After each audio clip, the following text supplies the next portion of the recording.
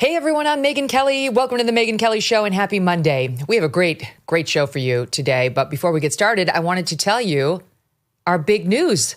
This fall on the Megyn Kelly Show, for the first time ever, we are going on the road. I'm so excited about this. Megyn Kelly Live kicks off in October. We're going to be making 10 stops across the country for live shows featuring your favorite all-star guests, including Tucker Carlson, Charlie Kirk, Ben Shapiro, the guys from the Daily Wire, Donald Trump Jr., Eric Trump, Piers Morgan, James Woods, Glenn Greenwald, our National Review favorites, and many, many more. We've got some big surprises in the mix for you, too, so you'll have to wait to find out who those are. We'll also have your MK Media Podcast Network hosts with us on the road, Maureen, Emily Jashinsky, Mark Halpern, Link Lauren. It's going to be so fun. I can't wait. The only hard part about this was limiting it to 10 because I'm tired. I have only limited number of hours in the day and so many children. So we limited it to 10 for this go round. And if this goes well, then maybe we'll do more. But for this first outing, we're going to be going to Texas, Florida, New York, Georgia, California, and Arizona. We cast a wide net and looked at where our biggest audiences are, because that would make sense, you know, and these are some of the places. I'm like, California, which I had been told, but man, we've got a lot of cities in California, believe it or not, where the MK Show is a big hit. California really is 40% red. They just have less than 20% voting rights. It's absolutely outrageous. But my California friends, I don't have to tell you that. Anyway, please come. Find out more info at megynkelly.com. And you can sign up there. When you go to megynkelly.com, if you just enter your email, if you haven't already, and you will get early access to tickets. We don't sell emails, so you don't have to worry about any of that nonsense. It's so annoying when people do that. I do not sell your emails. I don't need that. I don't need to harass you to make money, okay? If I make money off of you, it'll be because you buy goods from the advertisers and it's a fair deal. I've offered something in an advertisement on this show you find attractive. I'm not going to hijack your email because you want to have a communication with me and sell it so that you get harassed. That's one of my pet peeves in life. So do sign up. You can trust me. And then we'll give you early access to tickets, and you'll also get, other fun, like once a week I send an email.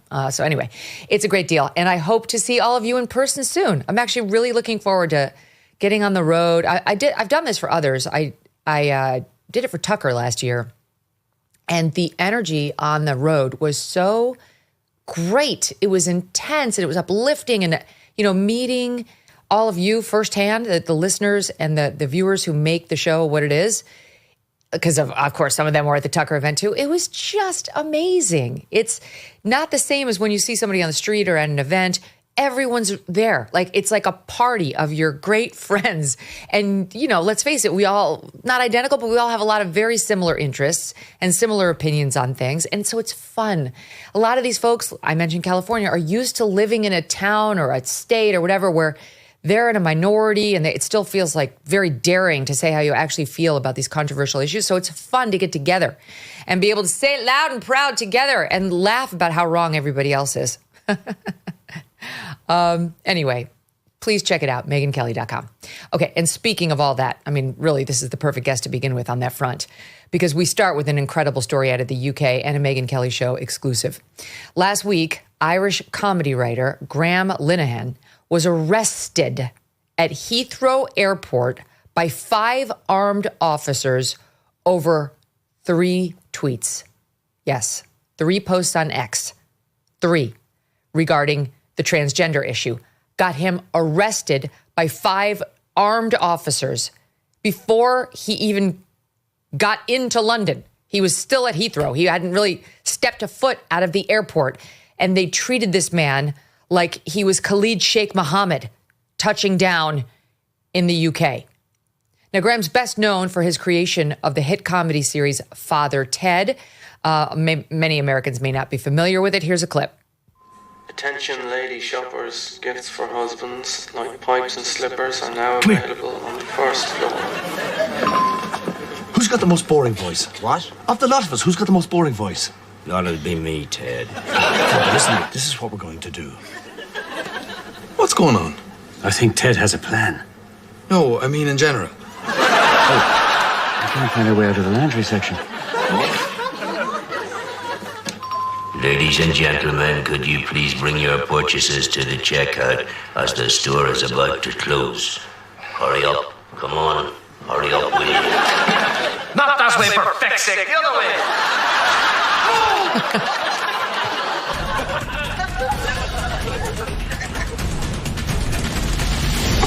Go!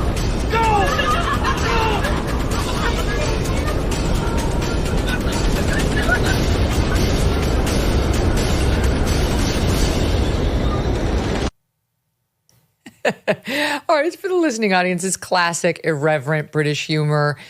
This thing was, to say it was a hit is to understate, that's like saying, well, Friends was a hit. Yeah, this was a huge hit. And he did very well, and he's very well known.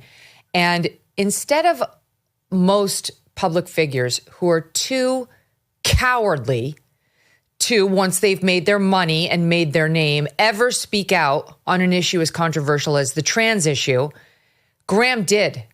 In fact, he was an early advocate for sanity on this issue. And it has come at great cost to him, this courage of his. It's ridiculous how much he's lost just because of his willingness to speak truth on this issue. He's been fighting back against the trans madness for years, notwithstanding the suffering it's caused in his not just professional, but his personal life as well, all the way up to now, his freedom being endangered, and still says he will not be silenced. He joins me now for his first on-camera interview since his arrest days ago. Don't miss a moment. Subscribe to this show on YouTube and follow me on Insta, Facebook, and X. Let's be honest. America can still be a dangerous place, and you cannot afford to wait for help. Sure, you could use a firearm, but in today's America, defending yourself with deadly force, it can have legal consequences.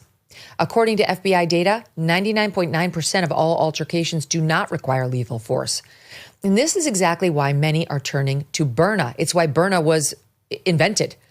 Byrna is proudly American, hand-assembled in Fort Wayne, Indiana.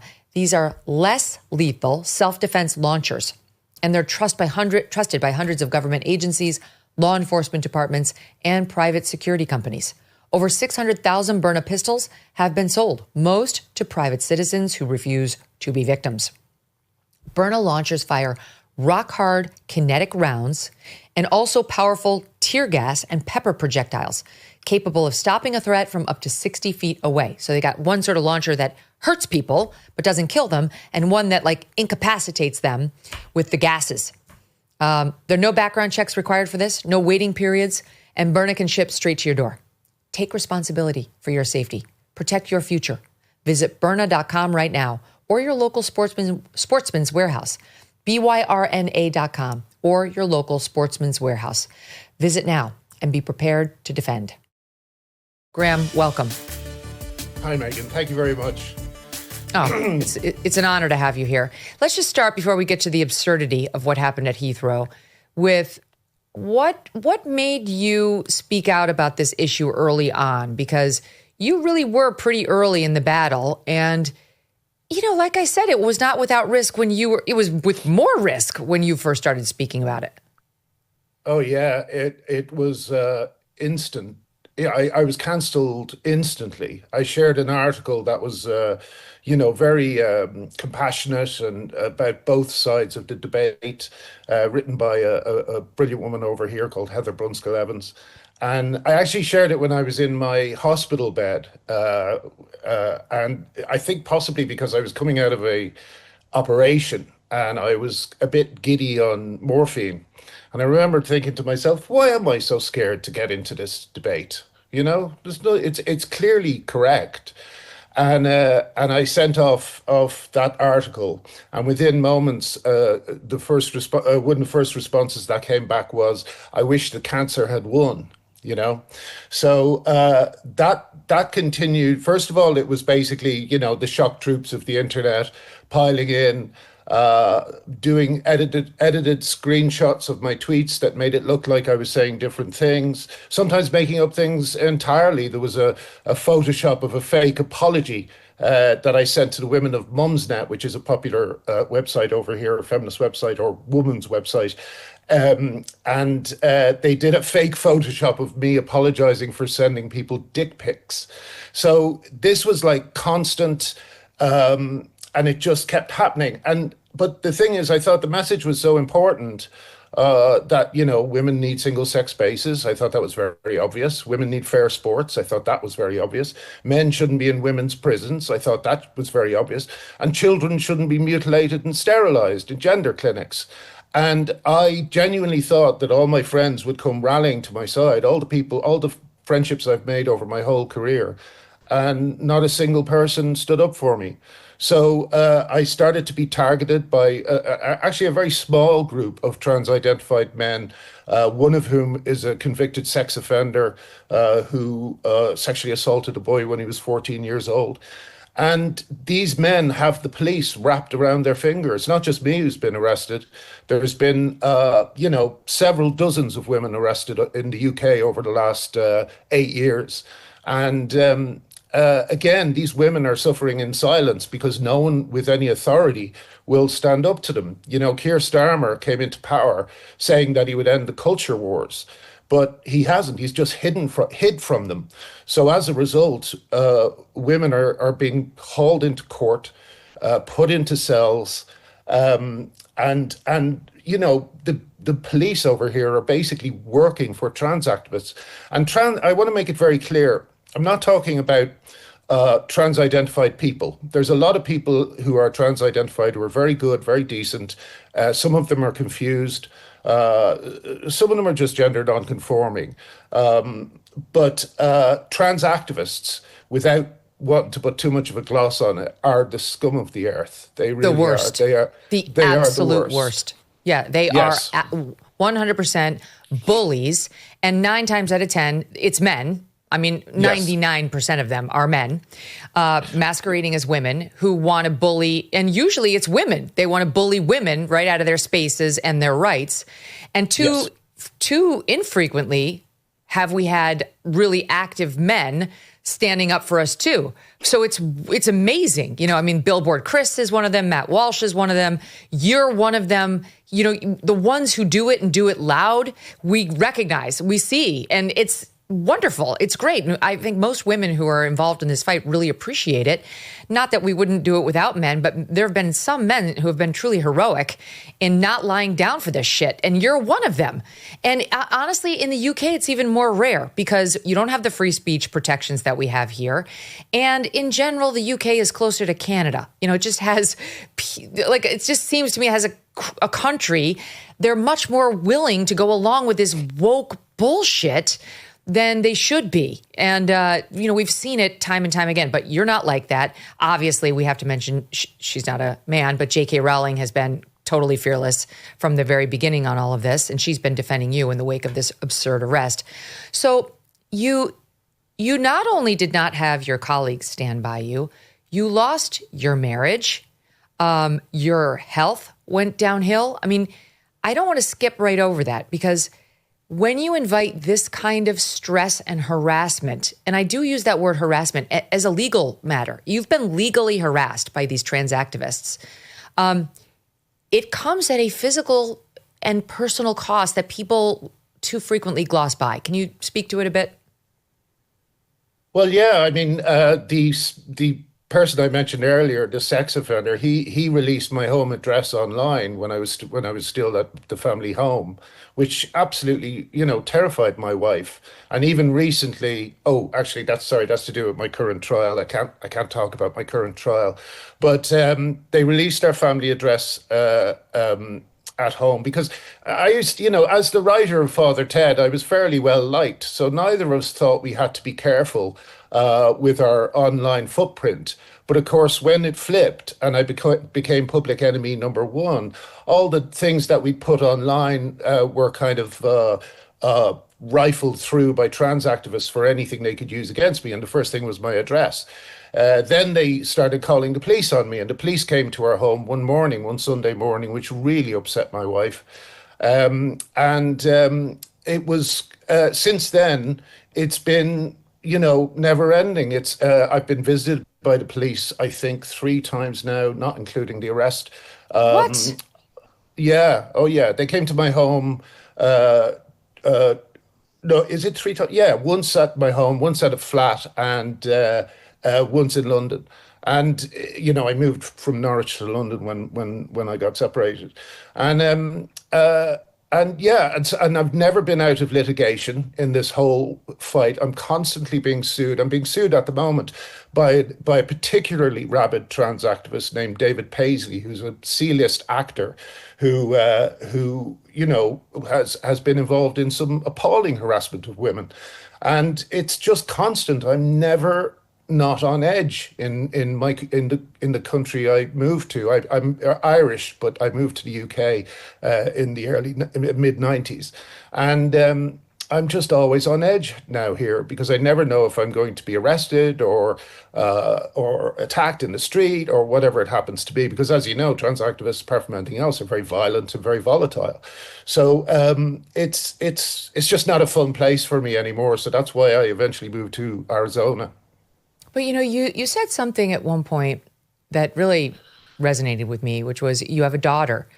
And we kind of throw that out sometimes, like I'm speaking for my daughter because she can't speak up for herself, when our daughters are young in particular. But this really is that. You said, the quote was, let's see. Okay, I don't want my daughter to go into college and have a male-bodied person whose story she doesn't know in the toilet with her. She cannot object to it. So I had to take the fight on for her. Now, the sentence, she cannot object to it, is true in a number of ways, right? Sometimes they're too little to actually be able to object, and sometimes they're old enough to actually form the words.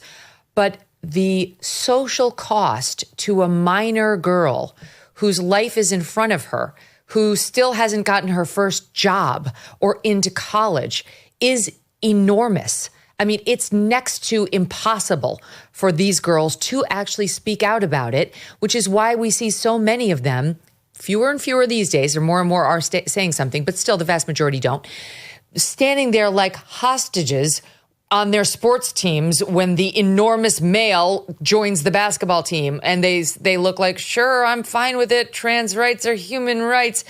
And that is so right. If those of us who are fully grown, employed, and have established ourselves in one way, shape, or form don't take the risk for them, no one will. Yeah, that's it. And when you look at all these young girls in sports teams in America, they've learned the lesson that most adults do not care about women or girls. And in fact, they will put the desires of men over the safety of women. I find that, I think the trans movement is the greatest insult that women have ever faced. And as to what you were saying earlier, the other thing about the trans movement, is women all through it get a terrible deal from it. If a man transitions, he just has to put a dress on and say, I'm trans, and suddenly everyone thinks he's trans. But when women do it, they get double mastectomies, they get sterilized, they come out of it with their health absolutely destroyed. I don't know whether you ever saw, but there was a heartbreaking, front seat video done by a woman, and she looks like a balding 40-year-old man, because the testosterone has just wreaked havoc with her system. And she thought she was going to turn into a young man.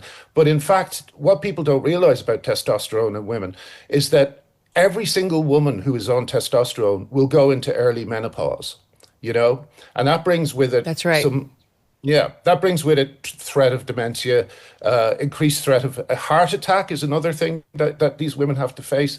And I don't know if you noticed, have you ever seen Ellen Elliot Page speak? You'll notice she has that little kind of kazoo voice. That's because her vocal cords have been swollen by the testosterone, and her slender female neck is not able for it. So that's why you'll see a lot of these trans men have the same voice. I did not know that, but no trans person ever lands the voice. The voice is a dead giveaway. Even the ones who can arguably pass, as soon as they start speaking, it's so obvious and it's so uncomfortable. It's genuinely jarring because even if they've managed to fool you, suddenly you're like, okay, I know what this is. And it's a fraud. And I don't know actually whether I'm dealing with a dangerous person or not, because there is a high rate of violence with some of these people. And on top of that, there's also a very high number of these male to female, in other words, men pretending to be women, trans people, who are autogynephiles, who are in the middle of not gender confusion, but a sexual fetish, who want to get off on by putting on a dress next to your daughter or mine or me. Yeah. And we have a society, both yours and mine still, that say, shut up and take it like a good girl. Yeah. Be nice about it, or there's something wrong with you. Or you, Graham, trying to stand up for your daughter, something's wrong with you. You're a bully deviant who hates trans people and hates people who are different, as opposed to someone who cares about safety and appropriate boundaries. Yeah. I mean, people call me monomaniacal on this, but I would first of all, I challenge anyone not to be monomaniacal about an issue when it's been used to destroy your life and career. But the other thing is, how can people not be monomaniacal about a thing which damages children? Which puts women in danger. Yes. The Scottish, I mean, we still have men in women's prisons, both here and in the US. And it's an absolutely disgraceful ongoing situation. And I just find it extraordinary that something as clearly wrong as that. I heard one statistic, which might be of interest to your viewers. Apparently, I can't remember, it's every time I say the number, it doesn't sound right because it's so high, but it is really high. Let's say it's over 80%, but I am minimizing it. 80% of women, or over 80% of women in prisons, have blunt force trauma to the head caused by a partner at some point. So these women are not in for serious crimes. They're in for petty theft. They're in for all, those kind of, and also there's often a man behind these crimes. So these women are far more vulnerable than the male prison population. And they are being housed with not just men, but some of the worst men in the world. Yeah. Lisa Nandy Predators. over here.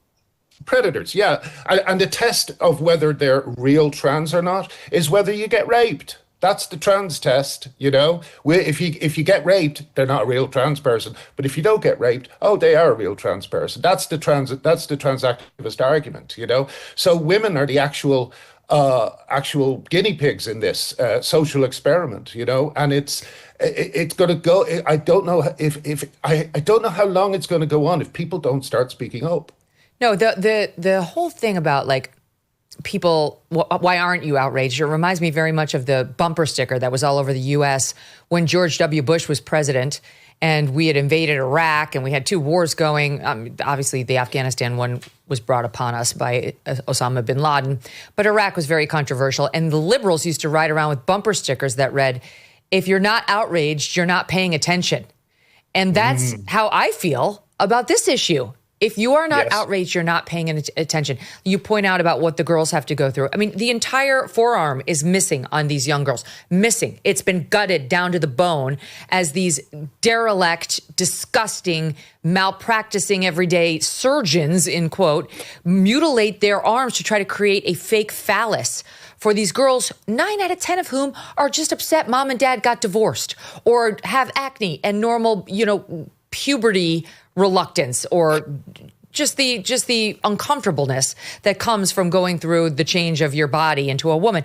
It's insane it's truly insane. So you find the courage to speak up. Eventually your wife and you break up over all this stress. And as you, I think, sagely said, it's not you didn't have any problems in your marriage, but when you add all these other layers of stress to an already stressed marriage, it's going to fracture. It just is. So you lose your wife. You then lose your career. You guys were in the midst of trying to take Father Ted to the stage as a musical, and it was going swimmingly. You actually had some big names signing on. You were doing rehearsals. You had songs. You had a great ending. And the one thing you thought was that your colleagues would stand by you. And yet, Yeah. One day I came down to London for what I thought was a meeting about the show.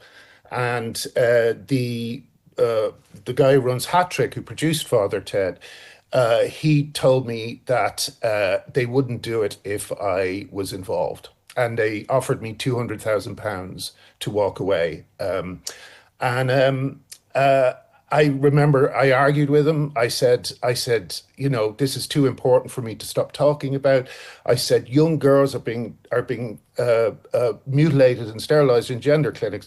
And he shouted at me, I don't care, So that's what I was up against. And, I expected at least my co-writers, Neil Hannon, who I've been friends with for most of my life, Arthur Matthews, who I've been friends with for most of my life, to stand up for me and say, no, Graham's not a bigot. Of course women need single-sex spaces. Of course they need fair sports.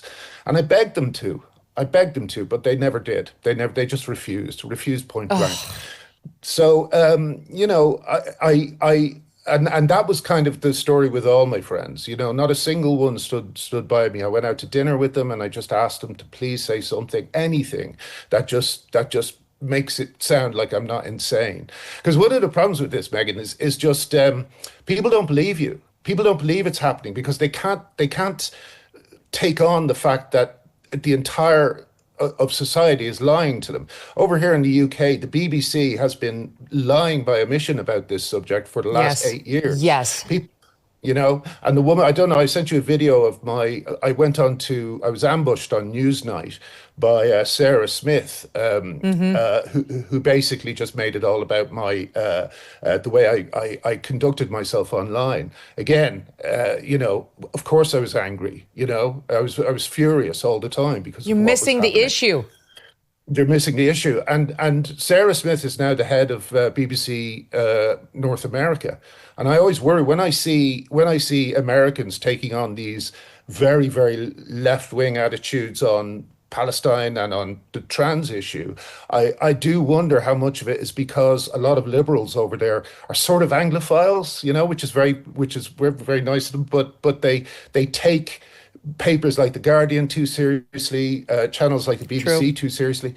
And all these institutions have been completely captured. It's like a war has been fought without a bullet fired. And all these lunatics now have their feet under the table and are doing everything they can to continue to confuse the British public about what's going on. Well, what you said is exactly true. We're talking about rhetorical bullets, and by that we mean truth. Our side let these trans activists take over. They changed laws in the UK and here in the United States.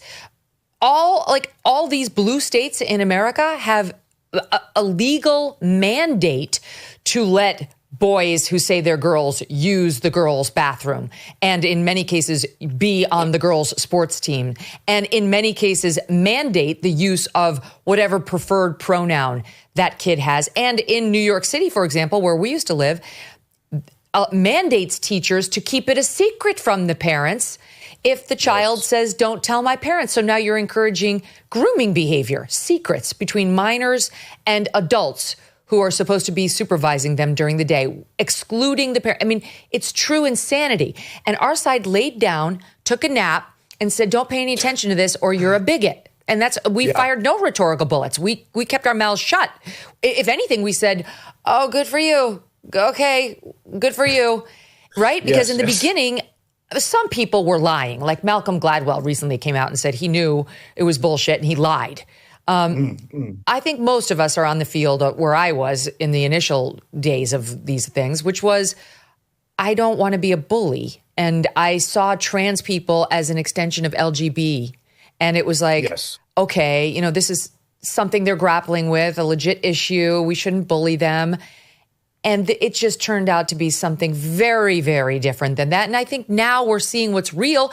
And if you don't have the courage now, I have no time for you. I mean, if you don't speak up now, there's something wrong with you. Okay, which leads me back to your story, Graham. So you don't let up. You've lost your wife. You've lost your colleagues. You lost this play, this musical, which didn't happen, even though you could have really used the money. and you're still going. You're not shutting up. You're like a dog with a bone. And you send out 3 totally benign posts on X. I mean, I read them to the audience when you got arrested, but I'm going to reread them for today's audience. They were all in April 19th. One was, it showed a picture of a trans rights rally with the caption, "A photo you can smell." One was same day, in reply to that picture and follow-up, you wrote, "I hate them, misogynists and homophobes. Fuck them." And then April 20th, the next day, you posted, "If a trans-identified male is in a female-only space, he is committing a violent, abusive act. Make a scene, call the cops, and if all else fails, punch him in the balls." And these are the tweets that led to what happened to you last week. So you were in Arizona. You've been living in Arizona, but you had to go back to the UK because you're in this legal dispute with this trans activist as a male pretending to be a female, who you may not be able to say anything about it, but I can. So this guy got in your face with this video camera at one of these events and seemed to be following you around and seemed to be invading your privacy and your space. And you flicked the phone out of the way and said something to him. And now he's suing you, claiming, oh, you know, he damaged my phone and damaged me and whatever. These trans activists, in my opinion, are absolute fucking lunatics. And the closer they come to you, the more you should run. I don't blame you for not wanting to be within the same arm space as this person, but that'll play out in the UK courts however it plays out. It's really not why you're here. You went over there because you had to in connection with that case. You land at Heathrow. Were you expecting any sort of problem? Well, when you said hardly got out of the airport, I didn't get out of the plane. You know, the plane landed. Yeah, the plane landed. Well, I got out of the plane. I took a step out of the plane. But the plane landed and, you know, people were told to stay in their seats. And I thought something was up, you know, in terms of, you know, just some normal airport problem. And then they called my name out, you know, and as soon as they called my name out, I sort of started to realize, I sort of knew what was happening because, you know, it's kind of it's something I expect, to be honest. I expect to be arrested by the police because they follow every single complaint. But here's the thing, I was on my way back for a trial. Now, they must have known that. So they, I think, did it deliberately. And the way it works over here when you're arrested for, you know, free speech tweeting crimes is they just put you in a cell for as long as they can. So I was in a cell for something like 12 hours. And that's the punishment. We have a phrase over here among, you know, GC, gender critical and feminist, in feminist circles. The process is the punishment. Mm-hmm. And for 8 years, you know, women have been put through this process. Some of them have suffered far more than me.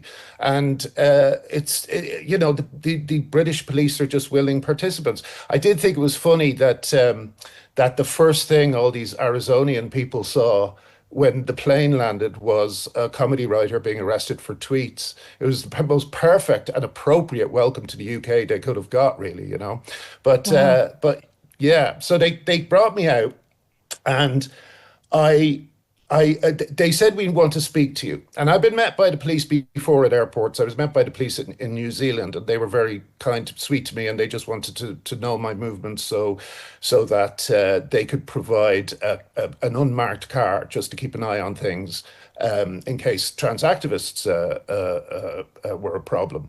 But so I didn't immediately think they were going to arrest me.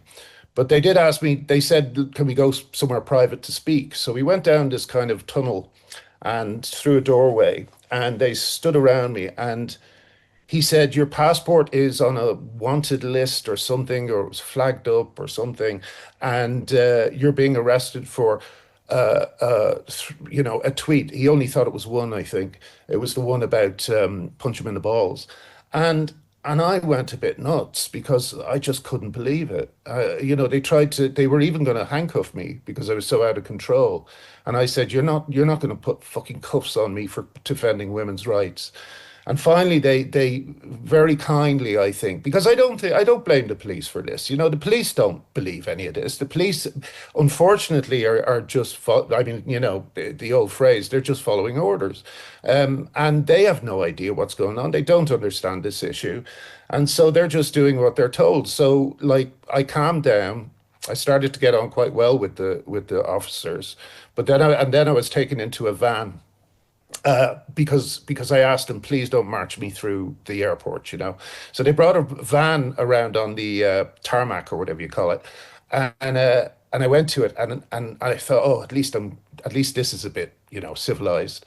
And then I saw that I was going to be put in like a little white kind of corner of the van where you have to sit like this and you can't stretch out your legs, and I just thought, holy shit, they're really going to do this, you know. And then that just began a night of being processed, going into my cell. Luckily, I was exhausted from the flight because I could never sleep on planes. So I slept in the cell, and that killed a few hours. But I genuinely think the reason I was kept was, you know, processed as the punishment. They just wanted to make me frightened of tweeting, of speaking my mind, you know, and that's what they've been doing. Who ordered it? Do we know? I think it was a mid-level person. I don't think it was anyone big. I don't know, really. But when you say the police aren't to blame, who is to blame?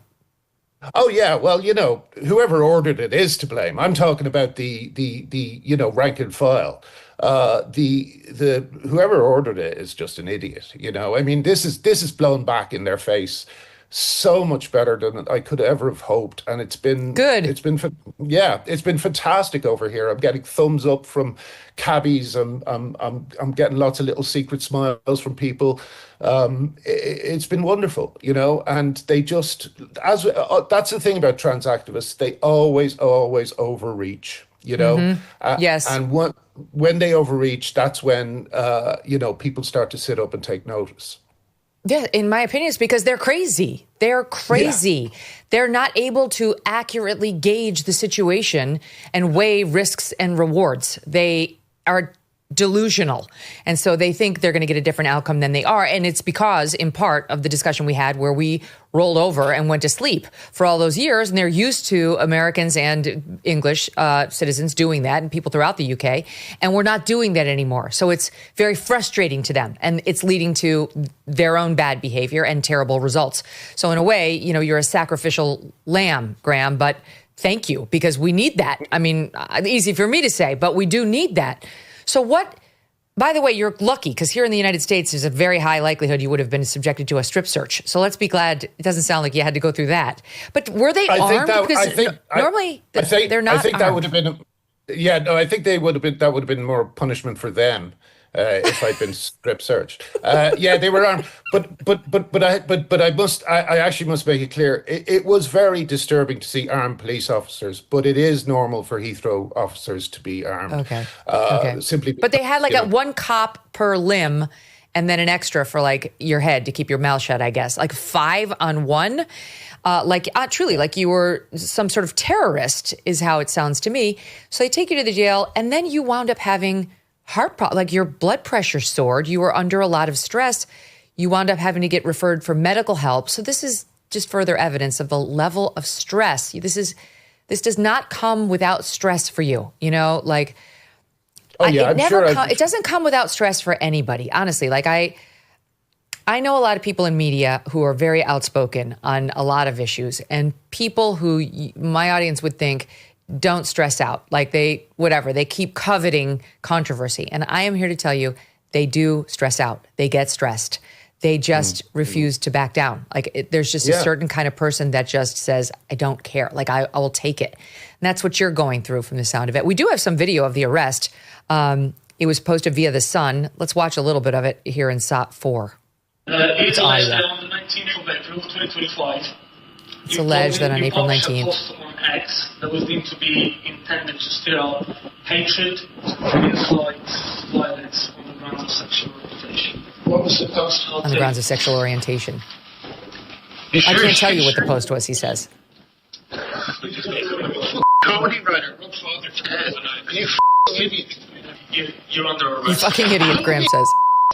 I don't believe it. I'm under arrest. You know what this country looks like to America. I'm going to sue you into the ground. I'm going to sue you into the ground. I'm going to sue you into the ground. I'm going to sue you all. I dare you. Calm down. I will. Calm down. There's no need for it. There's no need for it. There's no need for it. Calm down. Yeah, calm down. Please let go of me. I'm not going to kick off. You don't me for standing up for women's rights. Don't off me. Wow. How do you feel when you hear that? Well, I recorded it. I luckily had the gumption to press record on my favorite transcription app. I only wish the sound had been better and people had heard more of it, But again, when I said I'll sue you all, it would have been very strange for me to sue the 5 cops who picked me up. But I was sort of, I was so angry I couldn't think straight, Mm-hmm. But I am suing them now. I'm suing the police. For what? And for wrongful arrest and I think something wrongful imprisonment or something like that. Mm-hmm. False imprisonment. And, false imprisonment, excuse me, yes. And this is just going to... the brilliant thing is they were trying to silence me, but I think what might have happened is that I'm going to make them very nervous about arresting people for this type of thing in the future. They picked on the wrong mofo. Yeah, hopefully. Well, because you showed up to your court hearing in one of, like I mentioned, Billboard Chris, who's a hero, and he's constantly wearing these billboards. It's like the sandwich boards, the one in the front and the one in the back, speaking up for women. And that's how you showed up to your court hearing. Right? Is it your court hearing? No. The front of it reads, "There's no such thing as a transgendered child" on the front. Yes. Where was this, Graham? That was outside the magistrate's court. That was a friend of mine I think his name is Chris, who actually has those boards. And oh no, it's not Chris. It couldn't be Chris. It's someone else. Steve, I think. And he does the same. He's been influenced by Billboard Chris to do the same thing. And just like Billboard Chris, he gets punched and water thrown over him and all sorts of things by people who think they're good people. It's he's very brave, very brave. Well, that guy. But I just grabbed this thing and put it on my neck, No, but that's good. What do you mean? You don't even take credit for doing that. That's a brave thing to do. When you are being arrested and punished for speech, you double down on the exact same speech. So here's the thing that's really... It's very important to keep reminding people of the issues. They keep trying to focus on, my conduct, my behavior, which has been influenced by everything I've been through. So I always trying to break through that and say, no, this is about kids being sterilized and mutilated. This is about men in women's prisons and sports. This is an incredibly important issue and everyone should be paying attention to it. My speech about the problem is not the problem. The problem is the problem. Address that. Exactly. Deal with that. Yes. So here, the ultimate irony of this whole thing is that in the UK, they are letting child rapists go free. They're letting them out without bail. They're letting them out without prison time. They are letting J.K. Rowling, who I mentioned a moment ago, get harassed with daily death and rape threats. Kick them in the balls is the most controversial thing you said. And you're a comedy writer.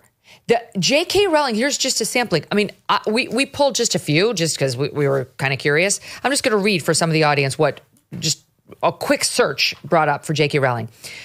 Bitch, I'll kill you. Kill J.K. Rowling. I'll kill J.K. Rowling myself. I'm going to kill you, somebody says. The J.K. stands for just kill. I'm going to euthanize your old ass. I wish you 2 very nice pipe bombs in your mailbox. I like the idea of bombs, only I don't mail them to people I despise. Take note. A pipe bomb would be too kind. Okay, forgive me, J.K., for reading those out loud, but the point is nothing.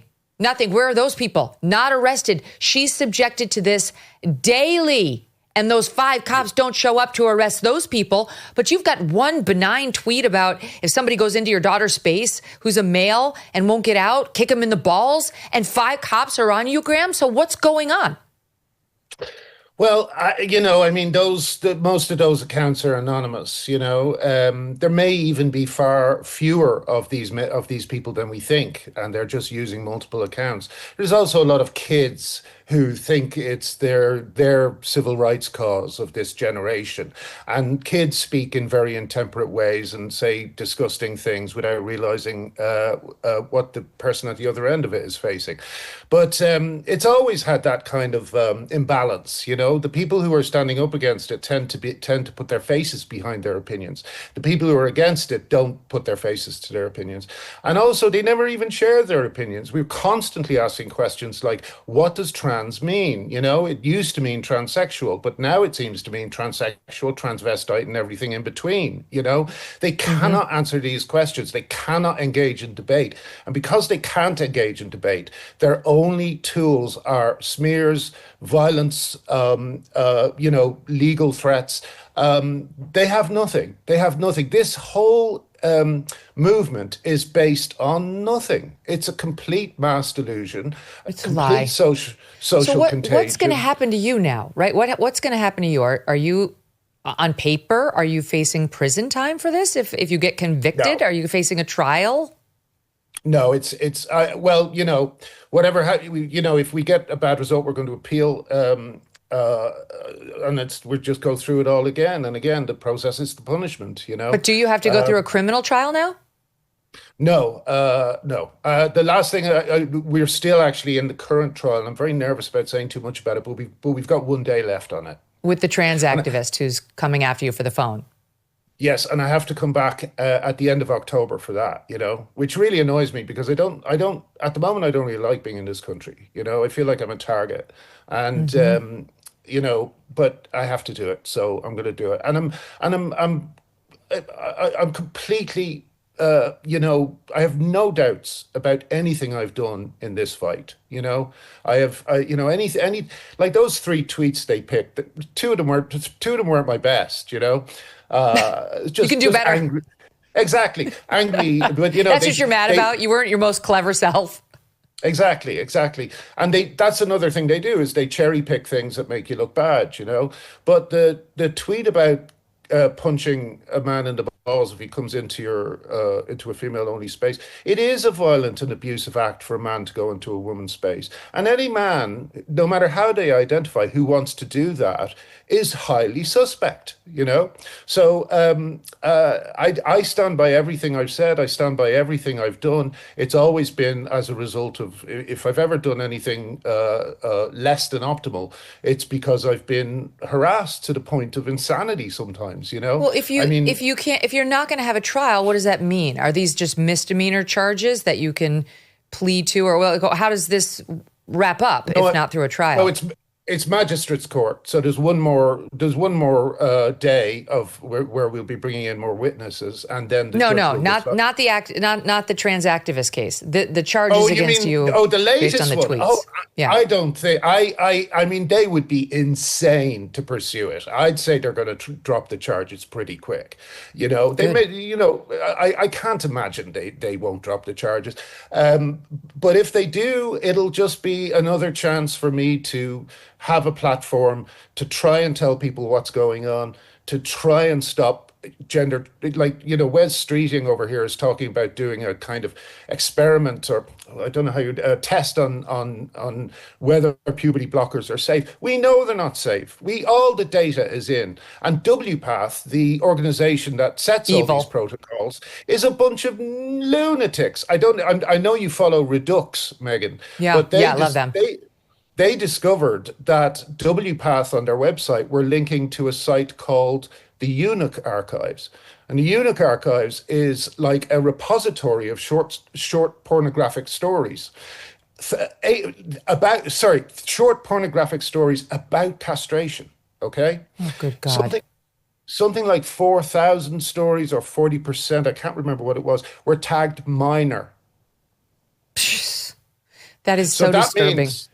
So that means that the people who are setting up these protocols, and these protocols are all over the world, are including also here, linking to a site that is for men who are aroused by the idea of children cutting their penises off. My God. That's WPATH. Like you say. It's hard to actually understand unless you live it, unless you're really neck deep in it and you see how sick this is. I only have a minute left, Graham. What's going to happen? Is the UK coming to its senses? I thought with the closing of Tavistock, with the Cass report, it was coming to its senses. I now have greater doubts.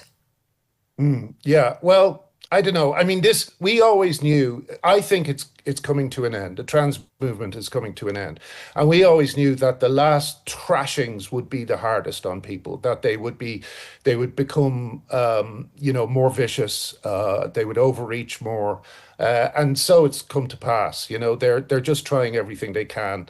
I'm just going to keep on tweeting and keep on doing I'm sort of now a journalist, and I have a Substack that I keep up, and I'm just going to keep doing that until I'm sure it's not just dead, but buried and the earth has been salted.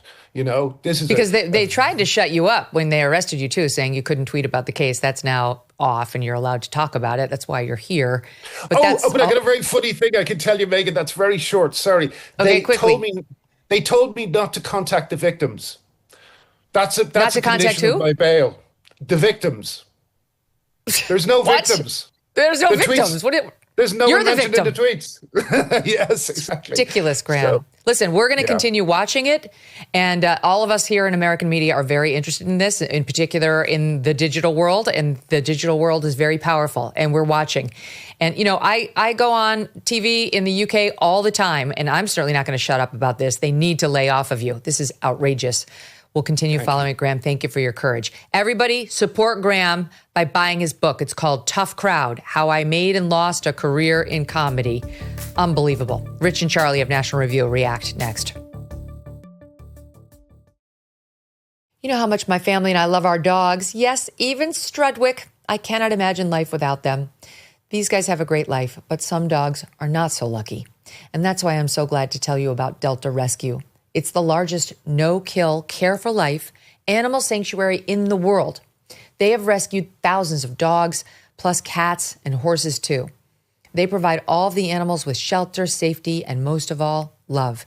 And they've been doing it for more than 45 years now. Delta Rescue relies solely on contributions, and giving can bring tax benefits too. Speak to your estate planner about how you can grow your estate while helping animals in need, and check out the estate planning tab on their website to learn more. We love our Thunder and Strudwick, but would like other dogs who need love to find it too. Go to deltarescue.org today. Visit deltarescue.org to learn more. That's deltarescue.org. Joining me now, Rich Lowry and Charles C.W. Cooke of National Review. Find all of their work by becoming an NR Plus subscriber today. Highly recommend becoming an NR Plus subscriber. Love National Review, guys. Welcome back. I'm going to get to the biggest news story of the day, which is the murder of this poor Ukrainian refugee in Charlotte, North Carolina, in 1 second. But I just got to ask you, I'll start with you, Charlie, because I know you posted a piece on NR for this about the Graham Linehan story. And actually, before I do, I want to tell the audience that he told us during the break that he's lost how many thousands of subscribers? A couple 100,000 subscribers, or not subscribers, but followers on his X account since he was arrested. These are woke, leftist, I think, UK residents who are abandoning Graham because they didn't realize that he was pro-women's rights. And so go follow him. It's at G Linner, Linner, at G Linner, Linner, so that we can make up the difference, because he should not suffer in any way, shape, or form as a result of doing this. Charlie, can you believe this nonsense? Yes and no. Can I just say something very quickly, Megyn, about Graham Linehan? Obviously, we're talking here about the ordeal he just went through and the views that he's expressed and so on. But this sometimes gets lost. He is a genius. When I was a kid, he wrote this comedy series called Big Train. There's 2 seasons of it. It's one of the funniest things I've ever seen. He wrote The IT Crowd. He wrote Black Books. Obviously, he wrote Father Ted. This is a guy, it wasn't just that he threw away a career. He threw away the career to stand up for this. I mean, this is a man who is one of the funniest men in the history of British comedy. And I think maybe sometimes Americans, they wouldn't know that because the shows were often only on in England. But he is unbelievably talented. Someone who I grew up, his name was on every great show that was on TV. Anyhow, Well, yes and no. In that, yes, I can believe it because Britain has bad free speech laws and no First Amendment, and there have been an increasing number of examples of this sort of illiberalism over the years. I've written a lot about them since I moved to the United States. No, in that this one felt a little bit different to me. It was not the product of a cop making a mistake in the heat of the moment or misinterpreting the law or overreacting. Some of the worst excesses we've seen have been that. This was premeditated. This is deliberate. You can't arrest someone at an airport by mistake. 5 people showed up. They knew he was going to be there. They orchestrated this with IATA and the airline and the Heathrow Authority. You can't do this without a lot of planning. And in that respect, it felt to me Soviet. That was what you would expect out of the Soviet Union. If somebody flies in and then they're arrested for comments that they've made a prior point. Historically, there are stupid arrests in Britain. Like that, when I was at Oxford, there was a guy who was arrested for telling a police officer his horse was gay. There's a guy who was arrested for singing kung fu fighting when an Asian person was in the audience. There have been examples of people on the street who have been arrested for preaching the Old Testament, and Muslims who've been arrested for preaching from the Quran.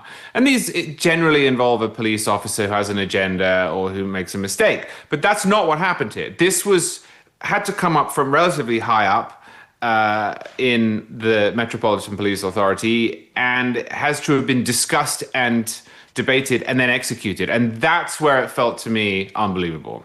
Mm-hmm. It is these moments. I mean, I realize we're on here all the time, the three of us, and you guys at NR on your own, talking about the erosion of free speech in America too often, at too many turns. And yet, thank God, Rich, we have the First Amendment, because truly, like, this could not happen here with impunity. This would be such a national firestorm if the cops actually arrested one of the three of us, let's say, for tweets like he posted, totally anodyne, benign tweets. Yeah, totally. I was thinking exactly the same thing. Thank God for George Mason and the Bill of Rights. And those founders who thought the structure of the Constitution was enough to protect our liberties were wrong. You needed to write it in there in black and white. And that's why we've seen backsliding, certainly in the culture of free speech. We can't go there, not as long as we have a First Amendment, a Supreme Court that's committed to it. I don't know this guy's work because I'm an American, but I was just struck, what a self-effacing, charming, thoughtful guy. And it's so dystopian, right? If George Orwell had written this in a novel, 40 or 50 years ago, I said, no, that's not going to happen. That can never happen here in England, in the cradle of liberty. All our liberties actually have their roots in English thought and practices. They're gonna do this. They're gonna arrest this guy like he's an arms dealer coming off the plane because of some tweets they don't like. And sure, as he said, punch him in the balls maybe his not most charming or clever tweet, but he's positing a situation where this biological male is harassing people or ogling women in the dressing room. And it's not incitement. It's not anywhere close to incitement. Not anywhere close. Yes, this is really disturbing. And yeah, good for him handling it with such grace. I know, notwithstanding the enormous personal toll. I mean, everyone abandoned him. His cowardly colleagues, nobody has stood by him, which is why I'm very glad he's moved to the United States, like Charlie. And I hope he eventually becomes an American citizen and enjoys the full fruit and flower of the First Amendment, or what's left of it after those of us who have been defending it continue our battles. Okay, let's keep going, because there is a huge story out of North Carolina today. I want to bring the audience up to speed on the facts around it. So something terrible happened in Charlotte, North Carolina. Undoubtedly, most of the audience has heard about it now, because if you're listening to this show, you have the right news sources. It's something that happened a couple of weeks ago, but it just hit the press. You wouldn't know anything about it if you solely read or watched legacy media outlets. Okay, nothing. The young woman's name is Irina Zarutska. And this young woman was 23 years old. She was born in Kyiv, Ukraine. And she came to the United States in 2022 with her family, trying to seek a better life. They were fleeing the war that Vladimir Putin unleashed on the Ukraine. And she was murdered here in Charlotte, North Carolina on August 22nd on her way home from a job she had obtained at a local pizzeria. Now, this woman is absolutely stunning. She looks like Marilyn Monroe to me. She could have been modeling. She could have been doing anything to make money, but she took a job at a local pizzeria and was showing up doing shift work, just trying to pay her bills and make her way in the United States quietly and without much fanfare. And then this past Friday, surveillance video was released showing her being stabbed to death by a man with a long criminal rap sheet and multiple encounters with the criminal justice system. That video was released to local news outlets. We're going to walk you through it and the timeline of how things unfolded. The suspect's name is DeCarlos Brown Jr. He's 34. Listening audience, we're showing the video here. He's in a red hoodie, sweatshirt. He's a black man with long black dreads. He was on the train first, sitting with no one in front of him, next to him, or behind him. He is not seen on the video having any interaction with any other riders, just sitting alone, but looking a little agitated at times. At the next stop, Zarutska boards the train. She is a white woman with blonde hair, and she's in her pizzeria uniform wearing a baseball cap. She sits in the row right in front of Brown. She has her phone with her and headphones in her ears. Just a side note, honestly, like in today's day and age, it's dangerous to have the headphones in and not know what's going on behind you. I'm sorry to say it, and I'm not blaming her in any way, of course, but just as a safety measure, just don't do that. You just don't know. You know, I'm sorry, but there's too much crime in America right now to do that. Keep your ears open so you know what's happening about you. Unfortunately, that's our reality. She's minding her own business. There's no interaction between the two of them whatsoever. They ride along for another 4 minutes with nothing happening. Then at 9:50 p.m., Brown is seen reaching into his hoodie, pulling out a pocket knife, a small pocket knife. This is zoomed in video, courtesy of the local CBS outlet. You're seeing him unfold it. And you see him unfolding the knife, but no one notices a thing. Out of nowhere, truly, it seems like it's out of nowhere, Brown then stands up. He pulls his arm back as far as it can go to gain force.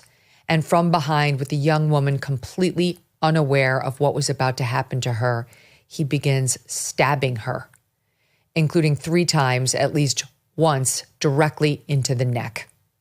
She did not stand a chance. She had no opportunity to defend herself. She clearly had no idea she was in danger at all.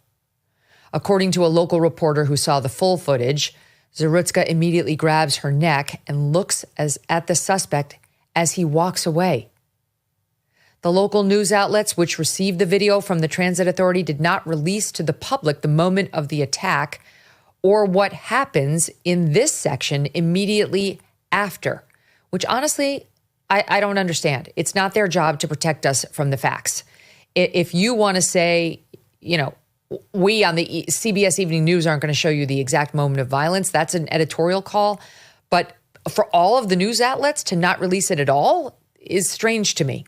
It's an incident that happened, and the specifics of it may matter. And we actually had a hard time at getting our hands on the full video.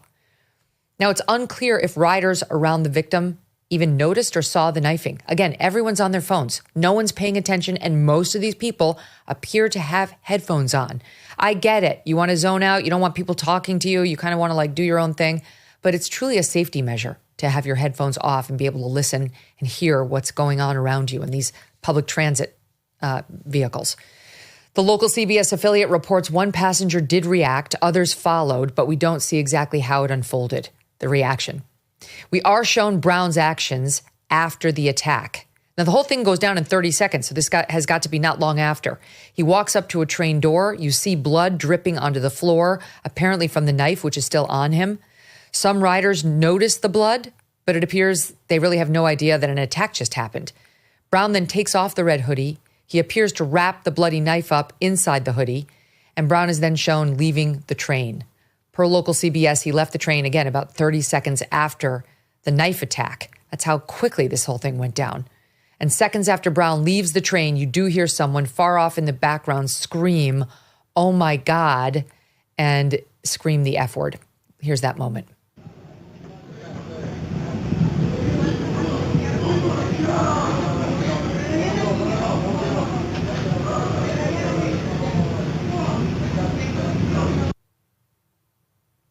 It certainly sounds like somebody's found the victim. Someone did call law enforcement. Spectrum News in Charlotte reporting transit security guards were on the train at the time of the attack, but in the car just ahead of Zarutska's when she was attacked. Brown was arrested a short time later, You're not going to be surprised to hear the guy's got 14 previous court cases in Mecklenburg County, which includes Charlotte. He was sent to prison in 2015 for robbery with a dangerous weapon, but was released a year early in 2020. This past January, he was arrested for misuse of the 911 system. And here's where things get interesting. During that incident, Brown told police he had man-made material inside his body that was controlling him. Per the ABC local outlet in Charlotte, a magistrate judge allowed Brown to be released from jail without paying anything on the written promise that he would show up to his next court appearance. Then in July, another judge ordered a mental health evaluation, but again, he was allowed to be out on the streets. He clearly was not right in the head. And you had not one, but two judges recently, a month before the murder, send him back out there. Go ahead, right back out there.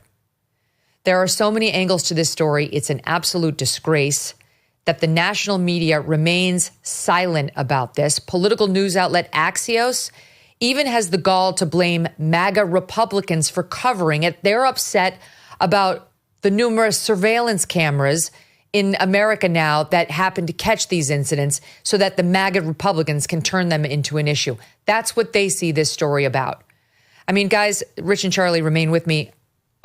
There's just no question in my mind the story for the media is about many uncomfortable narratives that they'd rather not touch. Chief among them, a black man hacked to death a young, beautiful, white, blonde woman right on camera, and they don't want to touch it because that plays into a narrative with which they're very uncomfortable, Rich. Yeah, absolutely. So the media has had two modes here so far. First, ignore the story. Second, blame conservatives for paying attention to the story. And we just shouldn't look through at these crime stories through a racialized lens and only pay attention if it's a white perpetrator, alleged perpetrator, and a black victim, and ignore them if it's reverse. That's perverse, it's wrong, it's un-American. And by the way, where was the Daniel Penny in this train, right? New York City spent all these resources trying to nail that guy to the wall for doing the right thing and stopping potentially something like this happening. And the Charlotte mayor has been a disgrace in what she said. She's emphasized, she said we can't arrest our way out of this and we need more mental health services. So this guy was clearly a schizophrenic and was allowed to walk the street and be homeless and menace people and then commit this act of homicide. The mental health service should have been arresting him, putting in jail, ascertaining he had mental health problems, then sending him to an institution where he's not released until he's either taking his meds and or it's ascertained he's okay and can be in the community again. You cannot let seriously mentally ill people just wander the streets. It's terrible for them. It's terrible for public order. And in these rare cases like this, it is a dire threat to other individuals. And I'll just add, the mother seems to have done the right thing. As many families like this with untreated schizophrenics, they don't know what to do. Their son or daughter is moldering away in the basement. They go to sleep at night hoping their son or daughter won't stab them in their beds. It's happened to Craig Deeds, by the way, a politician in Virginia several years ago, untreated son with mental illness. So they have a choice. Do they just go along with it? Do they kick the person out of the house? That's what the mother did here. Do they make up a story to try to get the police come and arrest them and hope they'll get no help? And it's because for the last 50 or 60 years, we decided to empty the institutions, and we don't have the right to say when someone's crazy, we don't have the right to tell them you have to take your meds, and we don't have the right to tell them, no, you're not sleeping on the streets, you're not wandering subway cars. We lost that social self-confidence. And I despair. Megyn, this is the same set of circumstance. Every single subway shover in New York City, it happens again and again and again. And I just despair of when we'll actually get it and do something about it. Yeah, no, I've said many times in the wake of these school shootings, and I'll say it again here, we need more facilities to which loving parents would willingly send their children to have them committed, even an adult child like this guy was. We need some of the money we're shipping to God knows where or spending on God knows what here. Some of the savings maybe from Doge could be redirected to build such a facility to which a loving parent would willingly send their child. Because even if we loosen the spigot on institutionalization, it's not going to help if it's basically a hardcore jail that a loving parent would say, well, I don't want him to go there. I know it's going to he's going to wind up dead there. But if we can build a facility that is large part jail, but also mental health institution that's not completely awful, we'll have more parents calling it and shipping it there. And I do think taxpayers would pay for this. I really do. Of course. Charlie, did that mother want him homeless on the streets? No, it's because there's no alternative. So she kicked him out of the house, and apparently he had also assaulted his sister. So this is just a terrible situation. We know the solution. We just need the will to do it. It always follows that pattern. Charlie, Rich mentions the mayor, the Charlotte mayor. And very interestingly, this woman's name it's basically vile. Her name is vile. It's Vi Lyles. That's her name, Vi Lyles. So I'm just going to call her vile, because that's what she is based on this response she's given. She's a Democrat. She's been mayor since 2017. She last won re-election with 68% of the vote. And this is the statement she released right after the attack. She did not use the victim's name, even though it was out there. It wasn't like a matter of privacy. The parents knew, everybody knew she'd been killed. It happened on August 22nd. First and foremost, my thoughts and prayers go out to the young woman's family and friends. While I do not know the specifics of the man's medical record, what I have come to understand is that he has long struggled with mental health and appears to have suffered a crisis. This was the unfortunate and tragic outcome. Tragic incidents like these should force us to look at what we are doing across our community to address root causes. She sounds like Joe Biden trying to solve, quote unquote, the immigration problem by addressing root causes, which is just a dodge for doing absolutely nothing at all. We will never arrest our way out. Issues such as homelessness and mental health. We will never arrest our way out of issues such as homelessness and mental health. I want to be clear that I'm not villainizing those who struggle with their mental health. What's the matter with this woman? Vile, that's not the issue. Or those who are unhoused. Mental health disease is just that, a disease like any other that needs to be treated with the same compassion, diligence, and commitment as cancer or heart disease. Our community must work to address the underlying issue of access to mental health care. Charlie, please help me. Please help Vile. All right, well, where to start? So I agree with everything that you both said on mental health, but I would note that the cases that people bring up in opposition to the position that you both outlined usually involve somebody who's quite clearly crazy but hasn't really done anything. This person we don't need to get even to the mental health question, because this person had been arrested for breaking and entering, for robbery with a firearm, for possession of a firearm as a felon, for assault, for material threats. So that side question of who is crazy and who gets to decide doesn't need to be reached here. The person should have been charged and convicted of other violent crimes. The idea, as a result, that we can't arrest our way out of this is preposterous. That's precisely what we literally should have done in this case. That's what should have happened in North Carolina. We should have arrested our way out of this murder. That person should not have been free. Now, the mayor, Vile, as you put it, reminds me, that scene in the Truman Show where Truman's wife starts doing a commercial, essentially. And he says, who are you talking to? Like, what are you talking about? It's so incongruous to the moment. I don't know why she's saying those things in response to this case. It's utterly incongruous. It almost feels like she's a hostage. Like she, as a result of political affiliations or sort of ideological brainwashing, is mandated to spew this garbage about not villainizing this person, or understanding we need to look at root causes, or wanting to spend more money on mental health or the unhoused. That is not what is important here. And if she or progressives or Democrats in general think that this view is held only by so-called MAGA Republicans, they're out of their minds. There are two groups here. There are groups who are obsessed with this strange language, the language that you just echoed, And then there is everyone else. This is not left, right. This is not conservative, progressive. This is not Democrat, Republican, Northern, Southern, whatever. This is every single person and then the weirdos. This is a pre-political question. There is just not a person I know in the real world, and I know a lot of people on the left, who would respond to this in the way that this mayor did. It is just utterly bizarre. So yes, we can arrest our way out of this happening. Yes, we can judge and villainize the person who did this. Yes, she ought to reflect, as she acknowledged, on what there is to learn here. But no, it is not that we need to look at the root causes here. That is meaningless nonsense.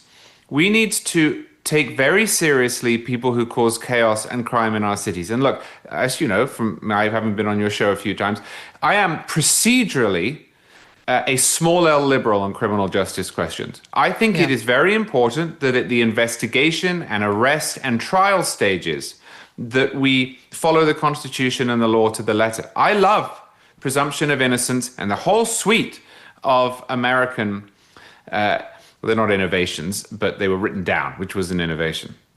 What I do not like is that bleeding over into doing nothing about crime. They're not inconsistent. You can have a perfectly constitutional response to serious, especially violent crime, and proper sentencing, and deal with these people and lock them away from the public. And what I worry about, Megyn, aside from the obvious, which is that these things will keep happening, is that the public won't put up with this. So if you don't do your job as a government, which is what's happened here, and if you don't respond to this in the way that you should, which is what's happened here, Americans will start to lose interest in those constitutional niceties. They won't care about it because they're going to really take an interest in their family and their friends being safe on buses and in the streets or anywhere. So if we want to preserve all the stuff that I like, and I really think we should, we also have to get serious about sentencing. We also have to get serious about not releasing people once we've arrested them for violent crime without a charge, because otherwise people will take it into their own hands. And frankly, that's the logical response. So right. I'm totally outraged by this. To hear this mayor's reaction suggests she just doesn't get it, Rich. I mean, and she is a loon.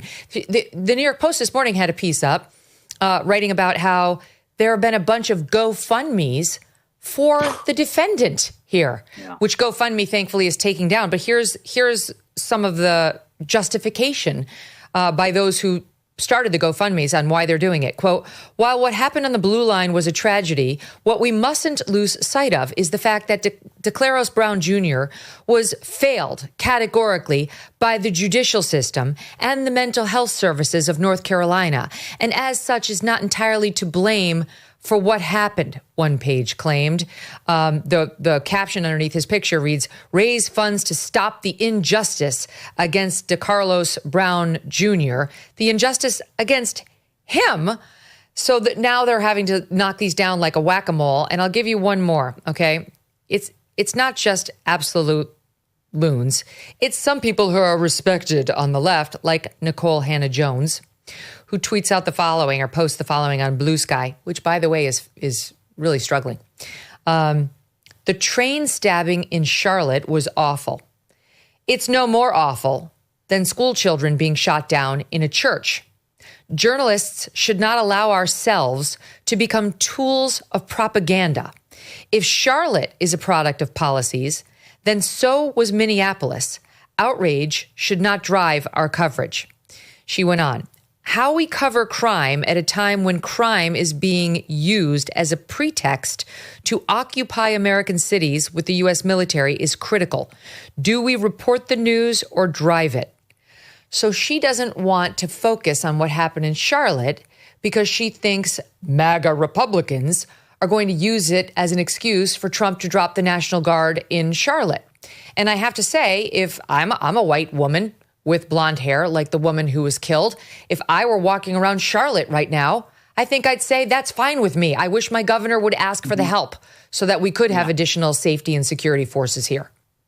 Yeah, absolutely. That's clearly the politics of it. And look, she contradicts herself right at the beginning. If these things are equally awful and terrible, then we should focus on both, right? But she doesn't want to because she fears focusing on one this crime in this light rail car will lead to results she doesn't like, namely federal forces who might deal with the problem, right? So, I think that the governor would need to call on Trump to send the National Guard there. But what you said, Megyn, really struck me. I did say that. Don't wear your headphones, your earbuds on a train. It's that's the mindset, and a lot of people are going to have that mindset. This just goes to, it doesn't matter whether, I don't know, crime is declining on this commuter trains, down 10% or whatever numbers they come up with. If you have to think about it, this is a serious public issue. No one should have to go through that thought process. I have to be hyper aware of everything that's happening on this train, and I can't even listen to something else because I might be stabbed in the neck. That's awful. It should be denounced by everyone. Everyone should want to do their utmost to stop it. And just final point, most of the people who are responsible for most of the crime are known to authorities. And it's a matter of public will whether you're going to deal with them or not. Gangbangers, none of them all of a sudden one day just become a gangbanger, right? They're guilty of all sorts of offenses and assaults and violent crimes before they start murdering people. Arrest them and lock them up, and you keep them in jail, and you know what? They can't harm anyone in the general population. Same here, same case here with people who are deranged and have these criminal tendencies. It's a long, long, long rap sheet. And just everyone passed them along and said, oh, he's going to get treatment or, agree to do this or that. No one actually took the effort to say, no, we know all we need to know. We have the rap sheet. You're either staying in jail or you're going to some other form of confinement. Again, it's just a matter of public will. The media. Can I add something? Well, let me just make this point, and then yes, but the media has been absolutely disgusting in the way they've ignored the story. As of Sunday, there was zero coverage on the AP, PBS, New York Times, NPR, CNN, Washington Post, MSNBC. Zero. I mean, I hardly need remind you of the coverage we had after George Floyd was killed by Derek Chauvin. And let's face it, this is a pattern. Look what happened down in Texas with Carmelo Anthony, the black defendant who killed a young white boy who was in high school. Same attempted blackout. They did not want to discuss it because race is first and foremost. And yet if you switched it, if this guy, it's the South, so if this killer were a white guy who was wearing a MAGA hat, killing a black woman who had fled oppression from some other country, can you imagine? This would be George Floyd all over again. It would be everywhere. They won't cover it because it's black on white crime. In particular, a beautiful young blonde white woman. That's the last person the left wants to feel sorry for. Literally the last, even though she's from Ukraine, which normally would engender some sympathy from them. The irony, this young woman fleeing her possible death in Ukraine. She was worried about getting murdered by Russians. Says she got murdered by an American loon on a train car who was killed as a result of American policy. Let's face it, directly as a result of American policy. So it's the race thing. But then on top of it, they do not want to talk about a homeless, mentally deranged man committing crime, Charles, because they have no solution, no real solution for that. So instead, we get the Axios article from Mark Caputo talking about MAGA influencers drawing repeated attention to violent attacks after the rising number of surveillance cameras has made them more accessible. Quote, has become a big accelerant in these cases. The cameras are creating the crime, are they, rather than capturing it? Nicole Hannah-Jones, you quoted her. That makes me crazy, and it ties into the Axios piece as well, because what she's trying to do there is intimate that there is a double standard in the way that so-called MAGA Republicans or conservatives in general look at these two cases, when actually the only double standard is on the left and in the mainstream press. So you have this guy in Charlotte who murders this lady. If conservatives had responded to it by saying, now it's time to ban knives, then Nicole Hannah-Jones would have a point. But they didn't. No one said that. No one said it was the knife that did it, which is the same as the shooting in Minnesota, where conservatives said, no, the problem was not the gun. What did conservatives think the problem was in Minnesota? And in fact, in Charlotte? People who were mentally ill not being treated. Now, I don't think in Minnesota the perpetrator was on the police's radar in quite the way that the guy was in Charlotte. But had he been, there would have been no double standard in the reaction. The argument would have been exactly the same. Can we do something about this? Please, not can we take away people's weapons, not can we take away people's constitutional rights, but the problem is the person who did it and the authorities' unwillingness or refusal or inability to deal with that. So actually, the only double standard left is that in one case, we got wall-to-wall coverage, well, until the perpetrator in Minnesota turned out to be someone the press wished it had not been. Exactly. And in the other case, it was covered up completely. It's not conservatives who have done anything here other than said, could we please talk about this crime? Could we please talk about the victim as if she matters and not the guy who did it? So that is so cheap. It's just so offensive to have it pinned on the people who noticed that this happened. And again, blaming cameras. I mean, it's good that we have cameras that are catching crimes. If the implication is that prior to the cameras, lots more crimes happen on public transport around the country, but we didn't know about it, then God bless the cameras, because we finally at least have a way of working out how much crime is happening. It's weird, Rich. I don't remember them lamenting like police body cams after George Floyd was dead. Right. I don't remember them saying, oh, the problem is we caught it on camera. Not, trust us, crime is way down in Minneapolis. You're just being misled by those damn cameras that the cops happen to be wearing. But this Mark Caputo, he didn't write that article then. Now he writes about how the video is easily shared or leaked and can instantly pollinate across social media. Again, had no problem when that happened after George Floyd, and going on as follows, just because he wanted to make it into a MAGA issue as opposed to what it is, all the issues we've been discussing. Yeah, I think it's a public service that this video is out, right? I mean, video is incredibly powerful. We knew about the story. The story had been reported that it happened, but it doesn't hit anyone the same way as actually seeing what occurred in real time on the video. I mean, it's like a horror movie, right? It's unfathomable. So I don't know why we'd want to suppress the video. Maybe you don't show the most gruesome parts, but I think all of it should be available for news outlets to make that decision. And just one last thing on social services and root causes on this, Megyn.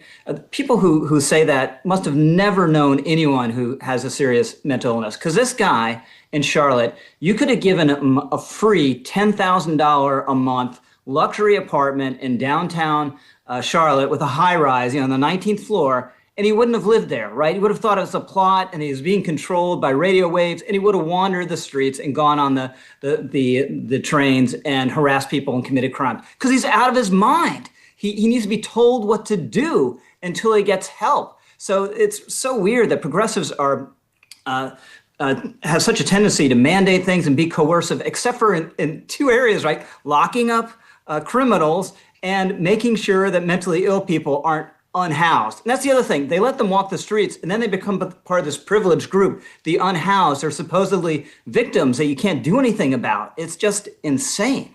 Well, here's the capper, okay? Because he made that bizarre 911 call in over the summer, and it was obvious that this was a lunatic, right? I mean, I've got man-made material inside my body that's controlling me as I eat, walk, and talk, according to an affidavit that was filed in support of charges.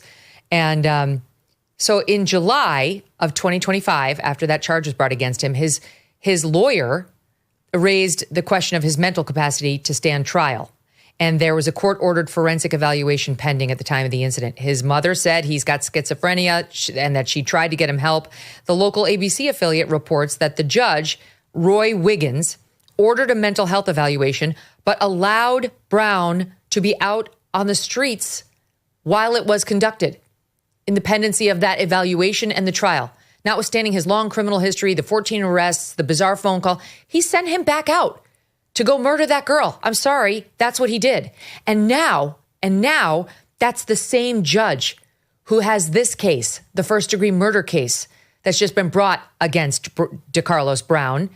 And guess what? He denied bond. He denied bond after the victim's family pleaded for him to remain in jail. But that is unbelievable. And right now, Brown's lawyer is saying he's going to file a motion for a mental health evaluation of his competency to see if he can stand trial because of his long history of mental health issues. They're considering an insanity defense. I mean, that is just chef's kiss. Chef's kiss. He's in front of this same judge for mental health issues. The judge says, oh, we'll evaluate. But go out and do whatever you want to do. while we evaluate. What if we find you're an insane lunatic who's not safe to be out there? Oh, well, I guess that's Irina's problem.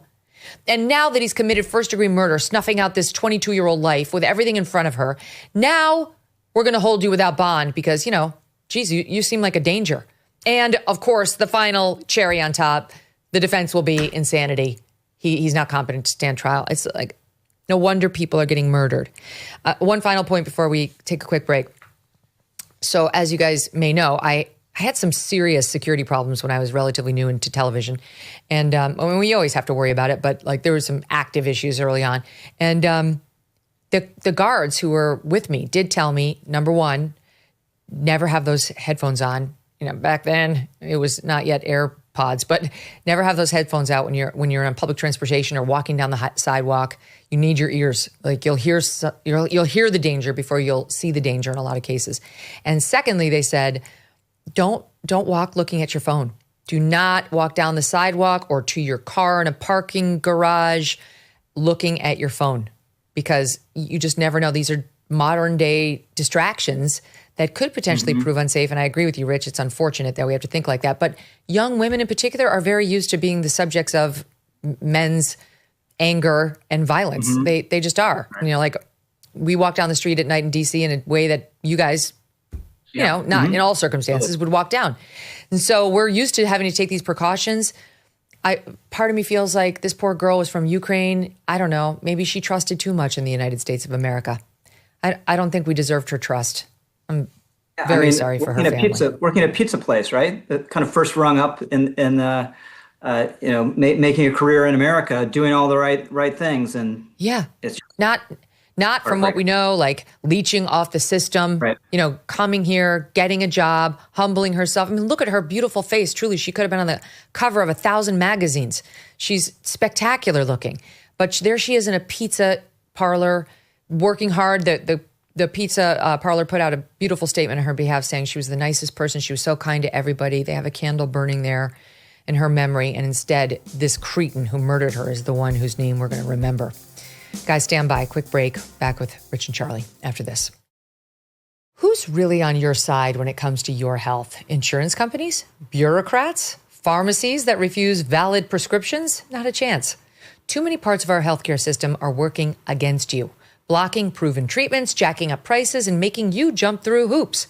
This is why I want to tell you about All Family Pharmacy, an independent pharmacy that's on your side, fighting for your medical freedom, making it simple to get the treatments you trust without the insurance runaround. Just order online. A licensed doctor will review your request, and your medication will ship straight to your door. It's fast, it's simple, and it's secure. Right now, ivermectin, and mebendazole are 25% off, starting at just $2 a capsule, and you can save another 10% with code Megyn10. Choose from over 200 medications: antibiotics, hydroxychloroquine, NAD+, antivirals, and more, all with a prescription included. So go to allfamilypharmacy.com/Megyn and use the code Megyn10 to save today. That's All Family Pharmacy, where your health and your choice matters. You know what's crazy? Trusting the government or some random insurance agent to give good Medicare support. That's how people wind up stuck in the wrong plan. Get this. Trump's Department of Justice sued 3 major Medicare brokers for pretending to be unbiased while allegedly pushing people into the plans that got the brokers the biggest kickbacks. Let's be honest, the government made a mess of Medicare, and no one should have to untangle that mess alone. It's overwhelming. This is why I want to tell you about Chapter. Chapter compares every single plan nationwide, not just the ones that pay the biggest commissions. Because of that, they can save people an average of $1,100 a year. That's real dough. So whether you're brand new to Medicare or you've been on it for years, consider making the call and finding out more. If you're already in the best plan, Chapter will tell you. If not, they could help you save thousands. It's free, it's fast, and in less than 20 minutes, they're going to review your options. Call the number 27 Medicare today. That's 27 Medicare. And finally feel confident about your Medicare. You remember when I went to space with my fellow astronauts, Sarah and Maureen Callahan, and we had mugs made. I'm drinking out of one right now. It reads, "I'm inspirational." That's a quote. of Gayle King, who was busy telling us how inspirational she was after her space flight that lasted a few seconds. And I don't know, can you still get these on the MK website? You might be able to still get these. Go check them out. I give them out as party favors. I have hats. They're super fun. You'll laugh. You know, I find them very good at, like the mugs and the hats. You know, when you want to bring a hostess gift, you don't want to bring like a damn bottle of wine that nobody really wants. Bring that. That's fun. Conversation piece. Okay, back with me now, Rich Lowry and Charles Cooke of National Review, who are going to be joining me in Atlanta in November on the Megyn Kelly Live Tour. We're taking the show on the road. Go find out more now at megynkelly.com and learn how you can get tickets. If you want to see these two guys in Atlanta, and you should, go get tickets now because I have a feeling those will sell out fast. Guys, thanks first of all for doing that. I know it's always it's a hassle, right? You got to get on an airplane, you got to travel, but I really appreciate it. Yeah, we're huge in Atlanta, so we're doing you a big favor, Megyn. Well, that's like kind of in Charlie's backyard, but that's a hike for you, Rich. I appreciate I can't both move of in Atlanta, Megyn, either. The second I show up there, people say to me, Charles Cooke, and I say yes, and then they say, oh, you're on the Megyn Kelly show. Swarmed. Exactly. We've got a lot of fans down there. Trust me. I see the numbers. We have to end it. We've had like a serious show, but we have to end it on baseball because this happens to be, I think, one of the greatest loves of our friend Rich Lowry here, Charlie. I hear him talk about it all the time. He does like preseason openers. He watches like the practices. He watches the games before anybody's there. Like the man loves baseball. Baseball controversy in the news. I'm becoming a regular sports commentator between the U.S. Open and the NFL and now this. And everybody must have seen this online over the weekend. It was at a Philadelphia Eagles game against the Marlins. Eagles were the other day. They also played, in my defense. This is the Phillies. That's the baseball team. And the Phillies hit a home run, and the ball went into the stands, and the ball landed kind of in front of this group of people, but there was a scrum to grab it. And the guy in the red shirt, this dad, ran over. He got it. He goes back and gives it to his kid. An angry Karen lady comes over, starts yelling at him, and you can hear her yelling here. Let's play this out.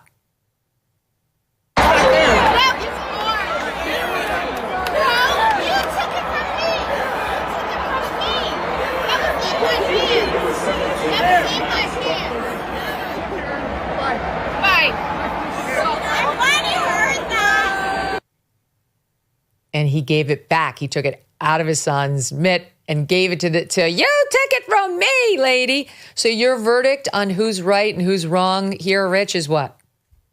Oh, she's clearly in the wrong. So the basic rule is foul ball, home run, adults involved, it's a scrum, right? And it's just a fight to the finish until someone secures the ball and holds it up. Then it's their ball. But the other rules are if there's a kid involved in the scrum and you're aware of it as an adult, you back off because you want the kid to get it. And if you catch a ball and it's not like, Aaron Judge's 500th career home run or something, sell for $500,000, you take the photo with it, you're happy, then you toss it to the nearest kid. Thinking because a ball landed in your vicinity, it's yours, and then going and confronting a father who got it for his kid is so outlandish. It's this just isn't done. I haven't ever seen anything like this before. Now, look, I don't think her life should be ruined over it. I don't like the sleuthing to try to identify her and get her fired from her job or whatever. No one's found her yet. She's probably walking around Philadelphia in Mets paraphernalia right now to maintain her deep cover. But her conduct was terrible and inexcusable. All right. What do we think, Charlie, of this incident? And what do we think? Some are giving the dad a hard time for giving the ball back, for taking the ball from the son and giving it to the angry Karen. Yeah, it's just so unusual, isn't it, to find an intemperate sports fan from Philadelphia for the first time this has ever happened. Exactly. I don't know. I'm in two minds. I've read both sides of this. On the one hand, I do agree that it's a good opportunity to teach a lesson about how people can be unreasonable. And he realized she was going to make the rest of his and his son's evening a nightmare. And he did get rewarded for it ultimately. I think he went and he got a signed bat because the team felt bad for him. On the other hand, knowing myself, I think I may have very calmly explained that there was no way in hell she was getting that baseball back from my son because my son would have been so happy to have it. And once it had been handed over to him, I think I would probably have refused. So I don't like the condemnations of this guy in either direction. It's difficult to know what you do in that scenario. But me personally, knowing how obstinate I am, I think I would have told her very politely to take a hike. Yeah, maybe we would have heard like bullocks or something like that come from Charlie in the stands. I think no condemnation for the dad. You're right. That's an awkward situation. But I do think it's like a moment to ask yourself, what should I do in that situation? And I don't think you give the ball back. I think you say, lady, take a hike. It was a scrum. Every man or woman for themselves. And now my kids got it. Go deal. Now, Rich, another interesting angle is some people online were saying, back when I was a kid, if you didn't get the ball because someone acted like a Karen, that was the end of it. And you learned that life has disappointments and shitty people and move on. Now we often see this like, they're going to have a parade in the child's honor. He's going to get a bat. He's going to have a Philly spend the summer with him, teaching him baseball. You know, like, what do you make of the team making good kind of in an over-the-top way? Yeah, I don't mind that so much. I think it's great that Harrison Bader hit the home run, signed the bat for him. All that's appropriate. I don't know about further things in the kids' favor, but it shouldn't be a national story. I mean, it's just interesting and fun. But this is the kind of thing before the era of cell phones. It would have happened, and people in that section would have known about it. Or maybe the TV broadcast picks up on it. But it's a bad thing that happened. Unfortunate. Everyone moves on. But now, it's a national obsession. And again, she needs to hide her identity because she really could get fired or personally destroyed over this. She may be a terrible person for all I know, or it may just have been a bad moment. But I think it's better if everyone just kind of moves on and says, "Go Yankees." I like and says go Yankees. I like the rules. Like when there's a kid involved, you lose. You cede to the kid, period. That should be ingrained in everybody's head naturally, but some Karens need to be reminded. Guys, great to see you. What a great hour. Thanks for being here. Thank you. Thank you. Talk soon. Go subscribe to NR Plus before they leave your head, and you can read all their commentary for a very reasonable price. Tomorrow, Andrew Klavan.